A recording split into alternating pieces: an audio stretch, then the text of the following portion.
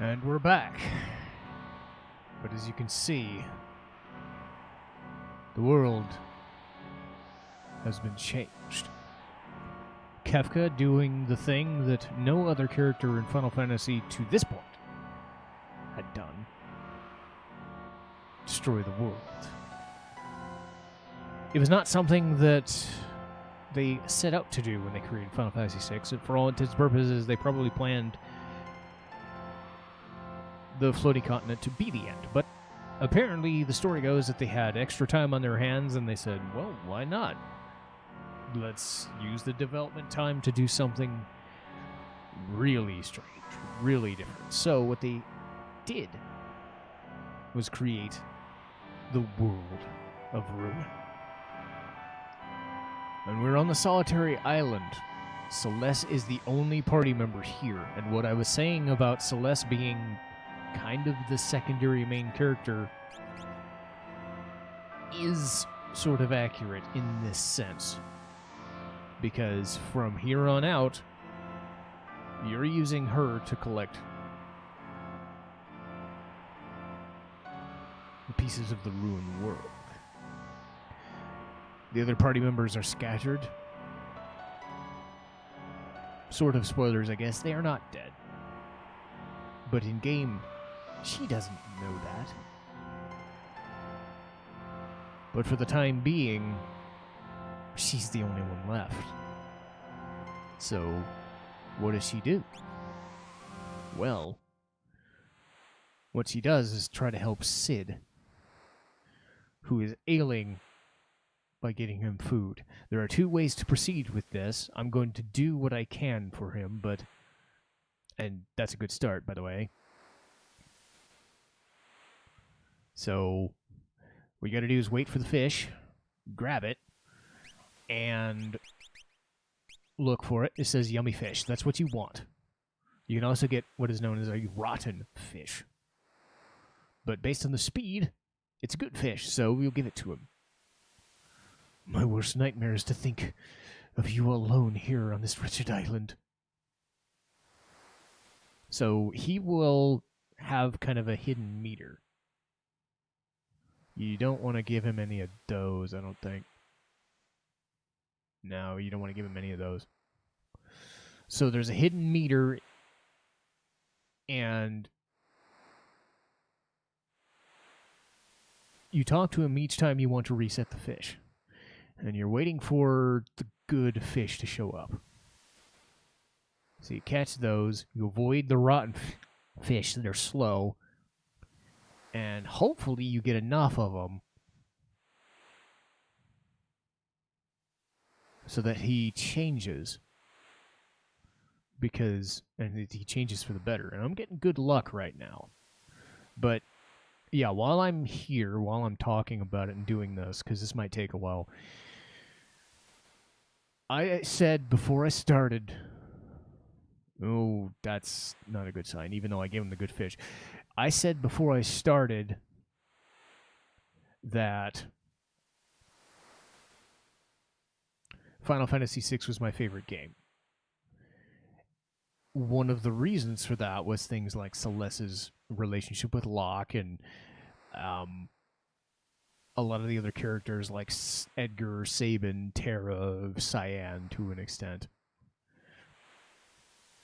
I said things like the opera scene was amazing. I said the things from Narsh was...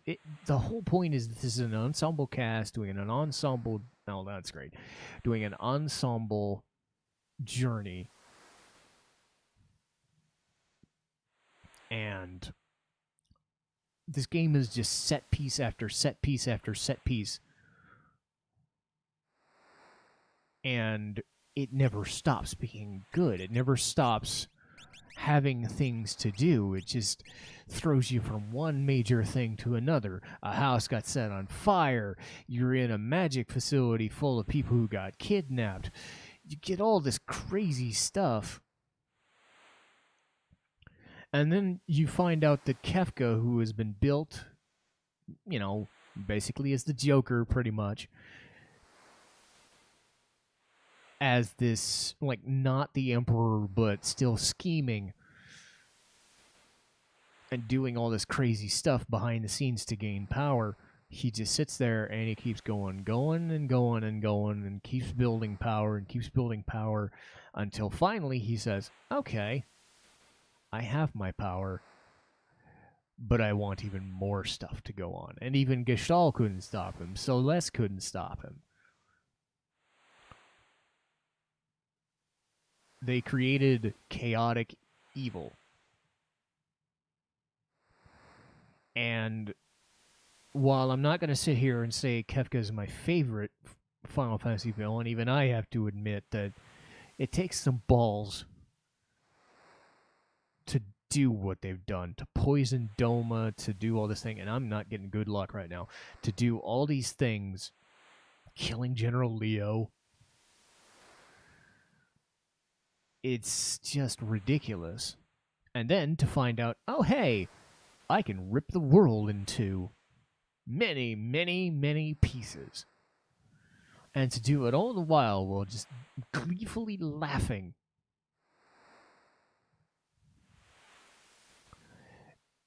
It's just another thing that adds to the ambiance of this game. And going forward, I'm getting bad luck right now, but the game does so much.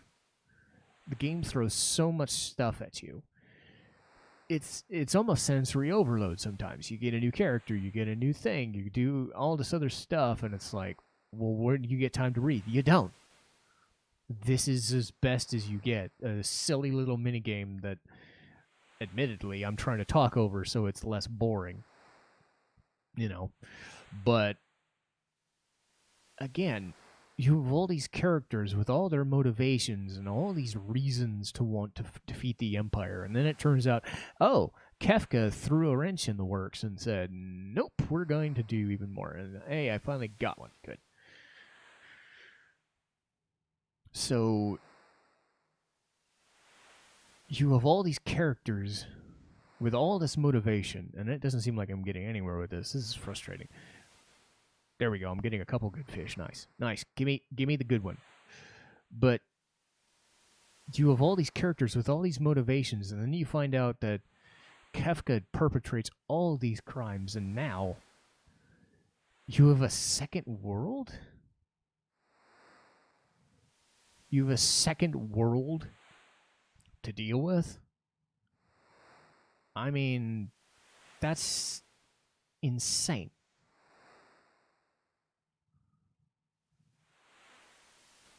And they keep putting me right back where I was. This is the hamster wheel. Yeah, I'm not moving an inch. This sucks. I'm not going to stop trying, though. So, you build these characters. You give them these distinct abilities in battle, so everybody is, not amazingly different because of the Esper system. This isn't like a class-based system, but you've got all these people and all these things that you can do. You can change your party members. They're not a fixed system. And then, of course, all the stuff with the opera scene, that just blew me away. All the stuff with Kefka blew me away. Going into a burning building. I know I mentioned this before. Seeing that as realized as you could get. And this was back in 1994. See, now I'm finally getting somewhere. And I get screwed. This was 1994. And I'm right back where I was. Damn. I know Final Fantasy VII gets all the credit and all the praise and all the love because I loved it too. It was the first main RPG. Well, this was actually the first one I played. I played this in 4. 7 was the first one I really dove into. But the more I play it, the more I just have issues with it. And yes, I know it's the more popular one, and I know everybody loves it, and I know this one doesn't get nearly as much love. And I tell people all the time, if you haven't played this game, you have to experience it, because I will put this up against any game from any era ever. For all its faults, for some of the stupid stuff it does, for some of the characters that I don't like, it still manages what Final Fantasy VII really couldn't do, and that was consistency across the board. I think Final Fantasy VII was great at the beginning and kind of died when the story had to tell itself. They got too in love with their own story and didn't really know how to complete it. But for all intents and purposes, this game is done telling its story to an extent. But it was built so well. I definitely don't want that one. No way. The story now is, what is Celes gonna do? And you've seen her develop from her story, well, maybe not as sad as Terra's, as she has that kind of like Tifa vibe where she doesn't have as much self-confidence as you think she would, given her power. And the reason that I always gravitated to Celes more than Terra was that fact. I mean, Terra and Celes both don't feel self-assured at all. But there's that extra added incentive of Celes being an Imperial soldier and trying to deal with people like Locke telling her that she was a failure, she was a traitor, she was trying to make good. She's a good person at heart. She's just trying to make it through and trying to get Locke to understand that she believes in him, she likes him, and in effect she loves him in a way. Okay, good. I'm at least in that section now. And things like the opera scene came by and gave you some inkling of that. That's where it started. You had Locke telling you her story, and that's not done yet. What is done is my patience for this. I'm starting to wear thin. But at least he's in that feel better mode for now. But Celes and Locke are tied to each other. And yes, you have other characters, but I feel that their relationship is one of the cornerstones in the game, because you had Rosa and Cecil, but they were already together. But this is one of those few games that really had people like falling for each other, but dealing with like anxiety over, do they really trust me? Do they really like me? I picked the wrong one. Damn it. Okay, at least, hopefully... Well... Crap. I can give... I don't know which one it will give him, but...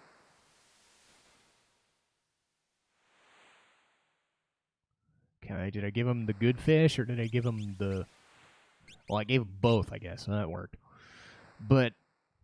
This is one of the first games that really wanted to tell you a love story. At least I'm in that section. I don't mind it. Can I not fuck up now? You keep sliding him back into the bleh. Okay, good. That's what I need. Give him the... Okay, gotta separate the good fish.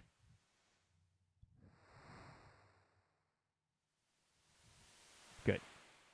But Celes and Locke help carry a lot of the game midway through when Terra's situation is not at the forefront, because there's that kind of dichotomy of what is the main character situation.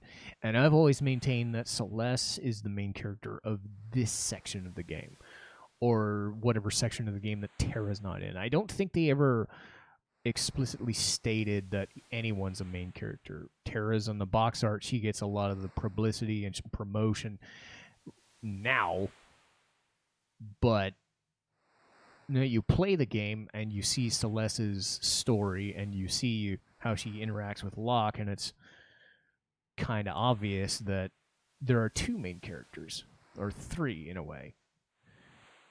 If you want to go, maybe five and have Edgar and Sabin, you can do that too. But really, once you get past Terra, Celeste, and Locke, it slowly. Oh, okay, that changed. I don't know if that's a good thing or a bad thing. I hope it's a good thing.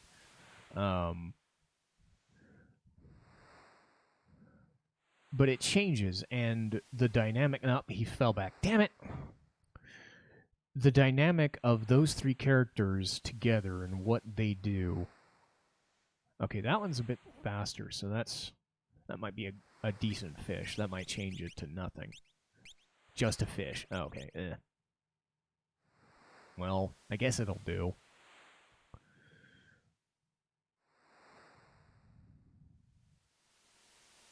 And he fell back. Damn it. Okay, good fish, good fish, good fish, good fish. Separate. Separate. Not in that direction. Good. But, yeah, as far as faults for the game, I can say that characters not really differentiating themselves abilities wise or Esper wise. If you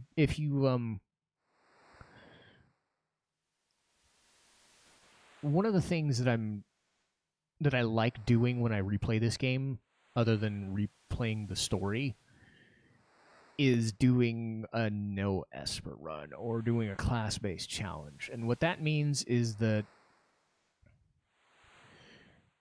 Terra, Celeste, Strago, and Realm are the only magic-based characters because they're innately magic-based. So, I guess I can grab...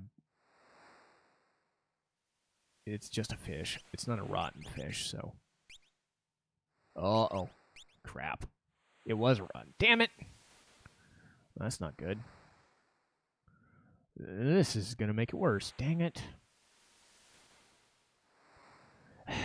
Shit. You don't want to give him rotten fish. There, good. Just give me good fish.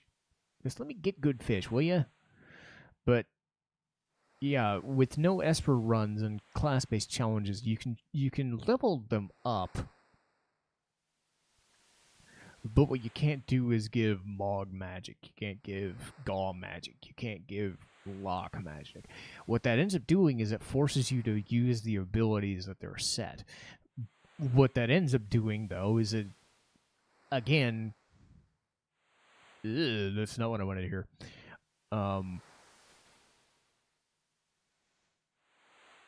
That's not what I wanted to hear.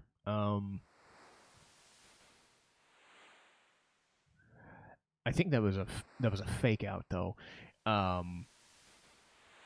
Was then you're tied to what the abilities the characters have, and as you've seen, Mog, Edgar, Terra, Gaw, those characters just completely outstrip everyone else, and Celeste, to a certain extent, isn't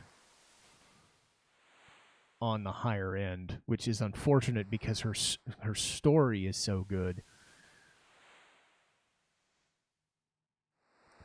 that you want her to be better, but she's so situational, it's tough. But I think the strength of Celeste's story does overcome her limitations in battle, much like Cyan's do. Am I going the wrong way? Great, thanks for giving me rot fish to work with.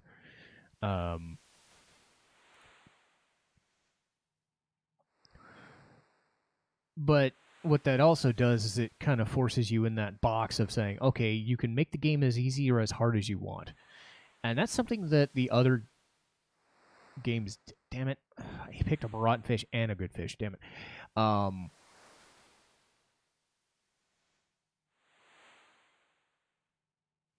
Is it makes the game harder, but it also shows you, okay, how good are these characters by themselves. But what in essence it does is, if you do a no Esper run, is it kind of gives you Terra, Celes, Strago, and Realm as your magic users, and then you end up... Oh, there we go, we got it. It forces... Well, I'll do it before he mentions this. Celeste's usefulness in battle really shines when you do a no Esper run, because then she has the magic backdrop. Terra has the magic, and you've seen how dangerous Morph is. You see how dangerous Lore can be when you build it up. Realm's abilities still kind of lag behind, but when everybody else in the party, another 10 people drip down in usefulness because they can't use Ultima, Meteor, Cure, Life, all those spells, Celes opens up all that stuff that she gets to use, and it's just like, oh, now she doesn't feel nearly as gimped by her ability, which is very situational. It was great in the weapon battle, but still, if you want to try something harder, the game isn't on the hard side. This is when Final Fantasy tends to get easier. But if you give yourself the opportunity to try a no Esper run, it will take longer to do, but you appreciate characters more as individuals with their abilities when you can't use magic the way you want to. But we made it. There were 2 ways of doing this. If you let him die, or give him bad fish, you just let him die. And I say thematically that's the better choice, but I wanted to save him, and I did. So we did it. Celes, the project that kept me going over the past year is down below. Go have a look at it. So, yay, I managed to do that. Hopefully that section wasn't so bad, and hopefully I gave you some food for thought while doing that. I didn't want it to just be a bore, I suppose. Granddad. Celes, you must leave this place. You have to find your friends. I know, but I'll bring them all back to meet you. The Lockfellow too, no doubt.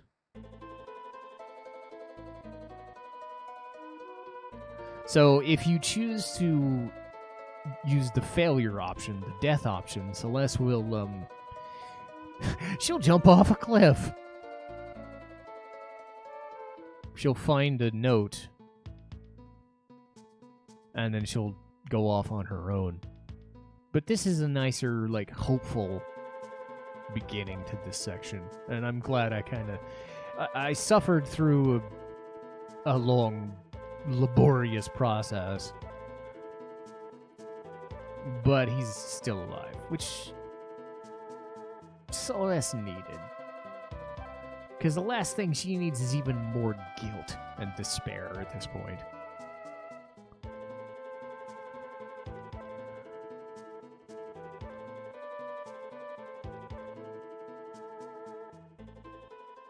But yes, we are officially part of the world of Ruin. From here on out, Celeste's goal is to find her friends. So that'll do for recording for today. We'll get back to another set of recordings next week, but we're halfway through the game now. And if you made it this far, I can't thank you guys enough. But we're in for even more fun next time. As always, like, share, subscribe. Feel free to comment on what you've been liking or disliking about these playthroughs. Or you can follow me on Twitch. But regardless, we've made some progress in Final Fantasy VI, so I'll see you guys next time.